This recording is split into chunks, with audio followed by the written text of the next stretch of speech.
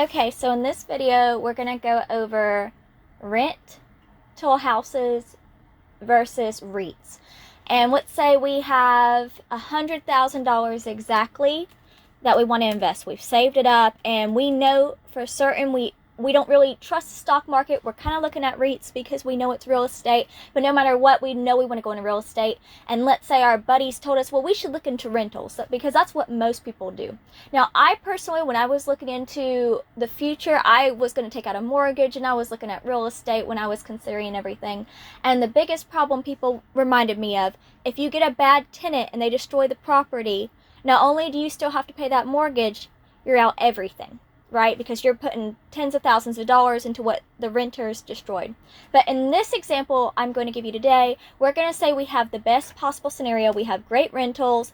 I have a speech impediment, so sometimes I say words correctly, so you'll have to forgive me. But anyway, yeah, so we're going to use, I always mention Middle Georgia is cheap in this economy compared to other places. We're going to use Middle Georgia again. In this example, we're going to say perfect situation, nothing wrong with the house. The renters are great. Here, we'll see this house is a 3-bedroom, 2-bath, and it's $99,900. So we saved $100. Woo! Done. So if we scroll down, we're going to say we didn't get a mortgage in this case. And if we scroll down on Zillow, and this is how, if you want to look into real estate, you can do it this way. You can see what it will probably rent on based on the market. Here we see the rent estimate basically means they think you could get at least $1,300 a month. We're going to use the exact figures. We're going to say 1298. Let me make sure that's correct. 1298. And again, we just want to be as close as possible. Now, you do have property taxes and all that fun stuff, but we're going to say you haggled everything down and you got this place for exactly $99,900, and $1,298 a month is what you have coming in. Right? And we're going to say the tax is already paid for and all that fun stuff. Let me bring up a calculator. So what we're going to do is, well, how many months would it take if there were no issues whatsoever? How many months would it take for us to get our full investment back? So we put in $99,900, my bad. And then we're getting paid $1,298. And again, this is the best case scenario. This is, there's nothing going wrong with that house. Computer hold on, let me do that. 99900. Computer is freezing, not wanting to work. And then we were getting $1,298 exactly a month. So it would take 77 months until, and again, this is best case scenario, everything comes back, taxes were paid, like you got a good deal on the house. Yeah, you get the point. I've said it like 2 times, sorry, or 3. Anyway, so yeah, 77 months, you will have your full $9,900 pretty much back. You're going to pay taxes, of course, off income. You'd figure all that out or have a tax person do it for you. Anyway, so 77 months later, you have enough to get another investment property, and you could be making $1,298 every month with each investment property. And again, this is the most simple example I can give you, and this is just a comparison. Or let's say we took that $100,000 and we decided we want to go into different REITs. These are REITs that I based off of their performance this year. And we're going to say we got the best price for it, or an average price. So right now the stock market is down. It is November, I think it's November 2nd now. Yeah, November 2nd. So we're going to go with CHMI. And we're going to say we got it for, you can see the data I'm looking at. It pays quarterly.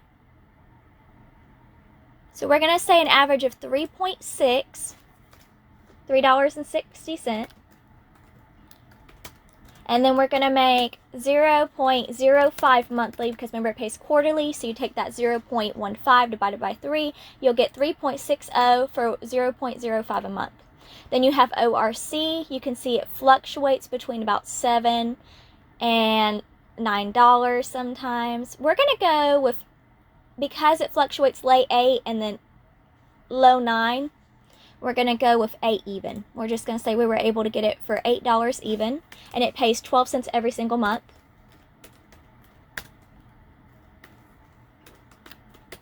Did I say that correctly? 12 cents a month. If I didn't, that's what I meant. Sometimes I write it correctly, but I don't say it correctly, and I apologize. It's just my mind and my mouth don't always work in unison. Here we have unit. Now, this one has been about $5, and you get 15 cents a quarter, but it went low. It went under 3.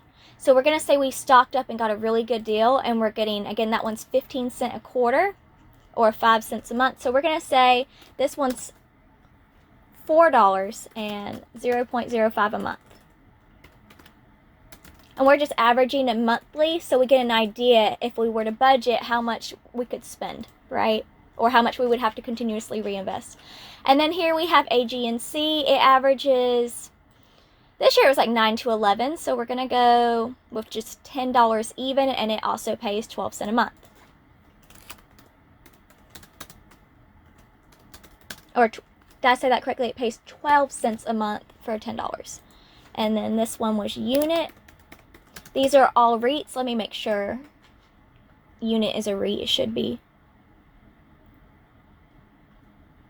Unit group. Hold on.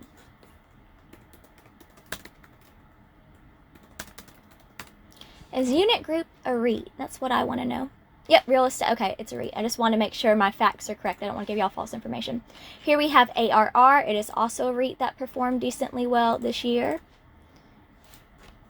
I need to add it to my portfolio. I'll be honest. I don't think it didn't perform as, it didn't go cheap enough for me to put it in my portfolio when I was investing. Let's see. We're going to say $20 per 24 cent monthly. No, work for me. Thank you. 24 monthly. Month. Okay. Yeah, I don't know why I did each one different. We're just going to keep it different because apparently my brain doesn't want to. Okay, so there's our 5. And because it's 5, we're going to say we put 20,000 into each. Ah! My bad. Sorry. I'm clicking bad stuff. Okay, so we averaged 3.6. So we would take 20,000. And if you wonder where I got 20,000 from, you have 100,000 to invest. You're dividing it by the 5 stocks. That's 20,000 each. So we got 20,000 for CHMI. I'm leaving these up in case I have to refilm the video and I don't want to wait for the computer to load. For 360 divided 3.6. So we would get 5555 shares. And we just want to keep it at 5555. We're not going to round up or down. We had, oh, I forgot to put ORC there. ORC. Here, let's do ORC. We're going to go 20,000 divided by 8. We have 2,500 ORC.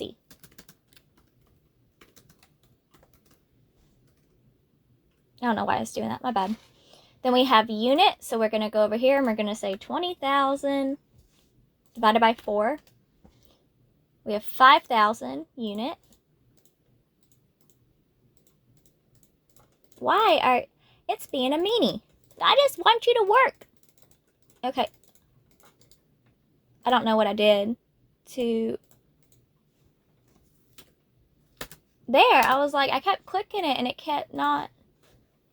I don't have the patience for you to be acting up, computer. That's not nice. Okay, and then 20,000.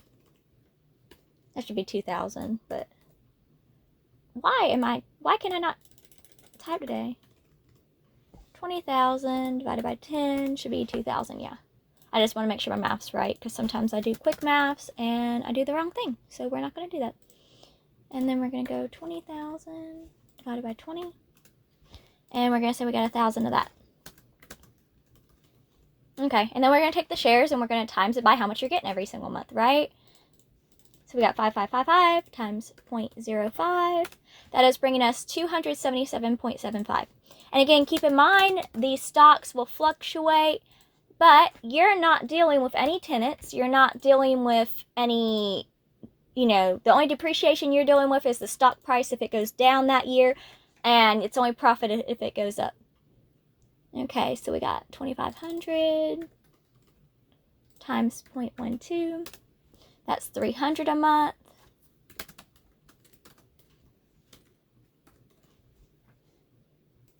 And again, I considered real estate. I didn't go with it because I know if you get a $100,000 house, the chances of the renter actually taking care of it and not destroying it is, not the best. And I don't want to put all my money in. Imagine, working really hard, saving up $100,000, putting it into this investment, and then they turn around and then just destroy it, and you have to spend tens of thousands of dollars that you don't have at that point fixing it. Some people get lucky. Most people I know, they'll tell you it's a 50-50 chance, and I didn't want to take that chance. So, what did I just do $20,000 for? We're not doing that. That's what I get for trying to talk and not focus. So we have 5,000 times 0.05. That's 250.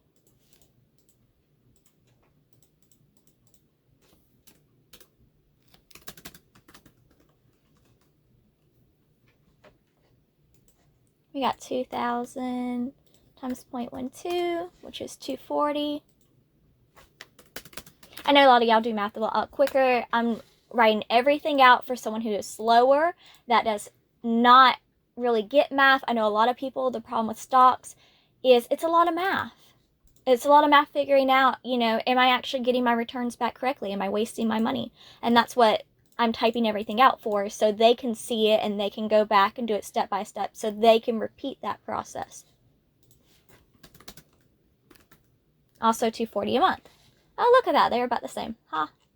And then we're going to add them all up. 240 plus 240 is 480. Plus 250. Plus 300. Plus 277. I should have just rounded that one up, but we want to be more exact. So here we go. 0.75. That method, you're bringing in $1,307.75.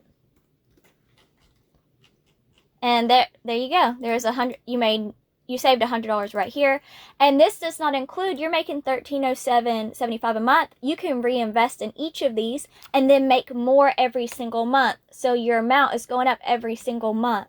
This is just a really quick, easy, dumbed down explanation. As you know, it's always more complicated than I'm making it look, but it's a very good basis. And again, this video, I felt the need to make it for someone right now that's torn. They're like, well, I only know about real estate. Try REITs. It's also real estate, but you don't have a third of the risk. You guys have a great day.